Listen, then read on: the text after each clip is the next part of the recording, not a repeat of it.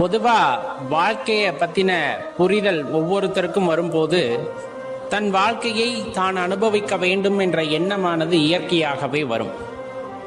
மாறாக இன்னும் பல கோடி ரூபாயை சேர்த்து வைக்க வேண்டும் வருகின்ற தலைமுறைக்கு அப்படிங்கிறத தாண்டி அவர்கள் வாழ்க்கையை அவர்கள் வாழட்டும், நமக்கு கொடுத்த இந்த பிறப்பு எதற்கு என்று நாம் உணர்ந்து கொள்வோம் அப்படிங்கிற பாதையில யாரு பயணிக்கிறாங்க அப்படின்னு பார்த்தா உண்மையை உணர்ந்தவர்கள் மட்டுமே பயணிக்கிறார்கள்.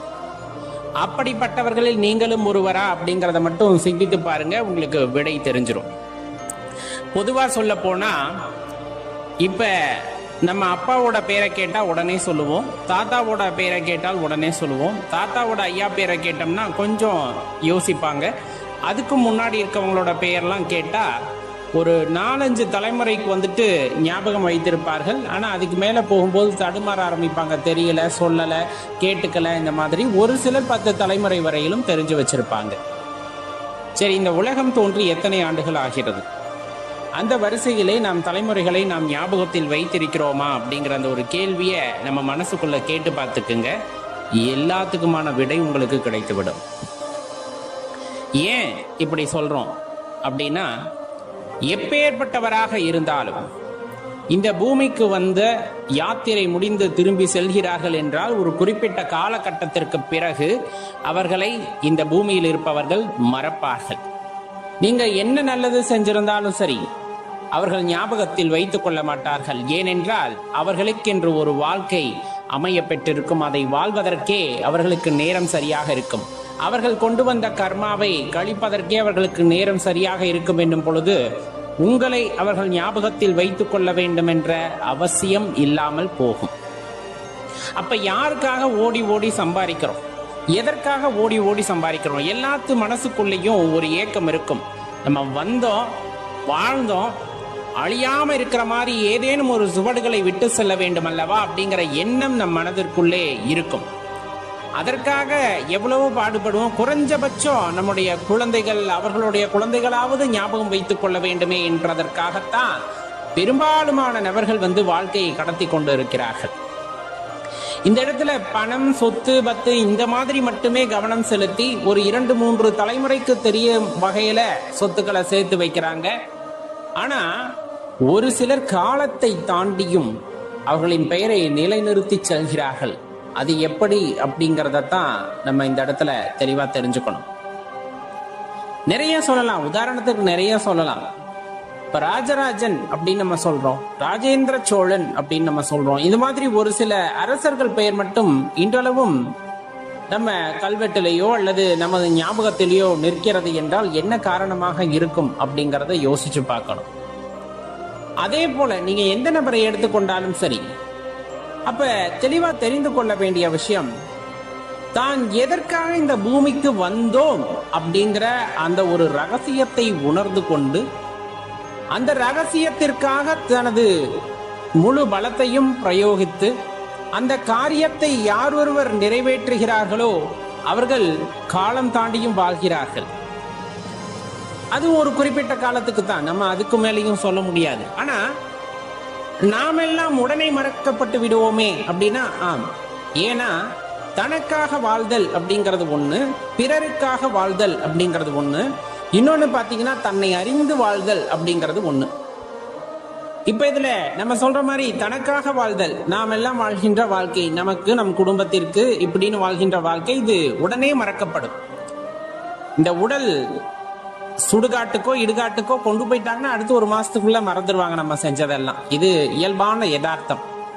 பிறருக்காக வாழும் பொழுது சில நினைவுகள் எல்லாம் வரும் பொழுது உங்களை நினைவு கொள்வார்கள். இந்த இடத்துல இவர் இதை செஞ்சாரு, எனக்கு உதவி செஞ்சாரு அப்படின்ட்டு ஒரு குறிப்பிட்ட தலைமுறை வரை அதை ஞாபகத்திலே வைத்திருப்பார்கள். பிறருக்காக வாழும் பொழுது கொஞ்ச நாள் நம் நினைவிலே, பலர் நினைவிலே இருக்கக்கூடும். அவர்களும் அழியும் பொழுது அந்த நினைவுகளும் அவர்களோடு அழிந்து விடுகின்றது. தன்னை அறிந்து தன் வேலை அறிந்து ஒருவர் வாழ்கின்றார் அப்படிங்கும் போது பல தலைமுறைகளை தாண்டியும் அந்த பெயர் நீடித்திருக்கிறது. அது இப்ப நம்ம ஏற்கனவே சொன்ன மாதிரி பல ராஜாக்கள் நம் மனதினுள்ளே நிற்கிறார்கள் அப்படின்னா அதற்கெல்லாம் தன்னுடைய கடமையை உணர்ந்து அவர்கள் செயலாற்றிய விதத்தின் காரணமாக நீடித்து நிலைத்திருக்கிறார்கள். அதுல மாற்று கருத்தில்லை. அதையும் தாண்டி நாம் தொடர்ந்து வாழ வேண்டும் என்று ஆசைப்பட்டார்.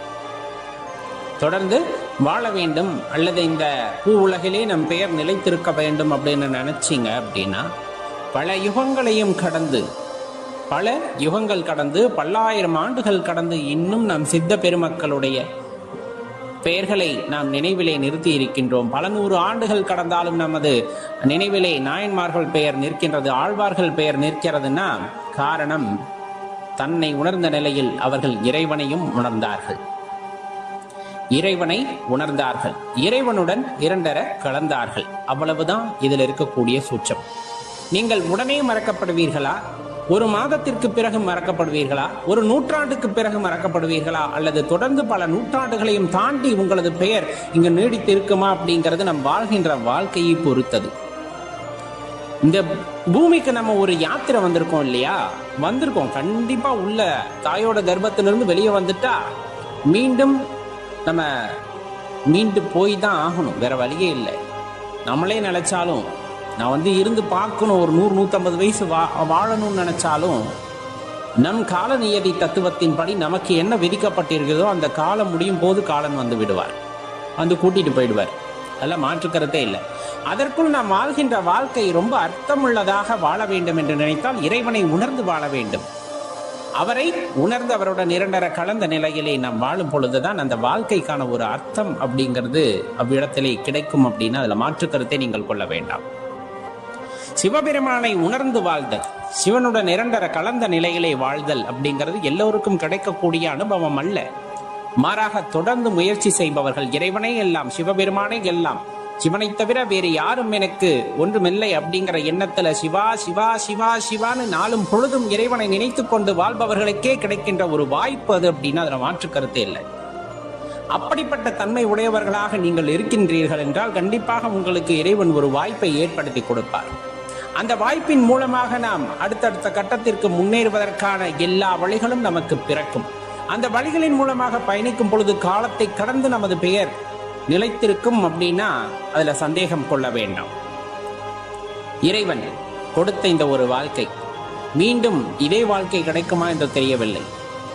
அப்படியே நினைத்து உருகக்கூடிய வாழ்க்கை கிடைக்குமா என்று தெரியவில்லை. அவ்வாறே கிடைக்க வேண்டும். அவ்வாறு ஒரு வாழ்க்கை இன்னொன்று அமையப் போகிறது என்றாலும் அந்த ஜென்மத்திலும் சிவபெருமானை மறவாத வர வேண்டும் இறைவாண்டு மன்றாடி கேட்டுக்கொள்ளலாம். ஆனால் முடிந்தவரை இந்த பிறப்பு இறப்பு என்னும் சுழலிலிருந்து எங்களை மீட்டு விடு, எங்களுக்கு விடுதலை கொடுத்து விடு அப்படிங்கிறத தான் எல்லா அடியார் பெருமக்களும் இறைவனிடம் மன்றாடி கேட்டுக்கொள்வது. ஐயா, இந்த பிறப்பு இறப்பு சுழல்ல இருந்து எங்களை மீட்டு உன்னோட பாதத்துல ஒரு சின்ன இடத்த கொடுத்து வச்சுக்கோ, உன் கூடயே இருந்துடணும், அவ்வளவுதான் ஆசை அப்படிங்கிற மாதிரியான எண்ணம் எல்லா அடியார் பெருமக்களுக்கும் உண்டு.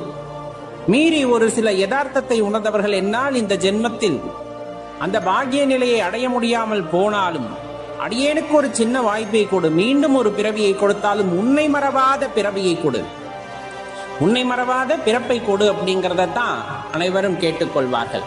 அப்படிப்பட்ட ஒரு பிறப்பு அப்படிங்கிறது ஒரு அதிசயம். சொல்ல போனா தொடர்ந்து ஒவ்வொரு காலகட்டத்திலும் நாம் இறைவனுக்கான திருப்பணிகளை செய்து கொண்டு அவரை நினைத்து கொண்டே வாழ்ந்திருக்கிறோம். அப்படிங்கும் போது அதெல்லாம் எவ்வளவு சிறப்பான விஷயம். காரணம், கெட்டுப்போவதற்கு 1000 வழிகள் இந்த பூமியில இருக்கிறது. அதையெல்லாம் விடுத்து இறைவன் நினைவிலே வாழ்கின்றோம் அப்படின்னா அது இறைவன் கொடுத்த வரம், இறைவன் கொடுத்த அற்புதமான வரம். அது எவ்வளவு சிறப்பானது என்று யோசித்து பாருங்கள்.